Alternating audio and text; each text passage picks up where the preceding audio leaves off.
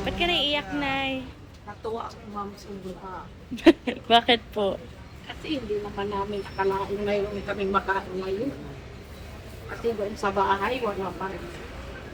Bakit nga lang ha? Ako, naglakad pa na ako dito paglakad. Kasi pipila sana ako sa derma. Eh, kailangan pa yung senior ID. Ngayon, senior ID ko, iniwan ko sa barangay kaya naghihanap ako niyan. Wala man kaming lagyan. Kinuha yung ID ko sa barangay para dyan sa wheelchair na yan. Sa barangay yan. Tapos tinutulak niyo lang po yan mula doon. Sa bahay, pupunta dito. Tatlong linggo mong ginagawa yun. Po. Hindi ka na talaga nakakatayo, kuya. Nakatayo, pero Hindi mo na kaya maglakad. tagal. Saglitan lang.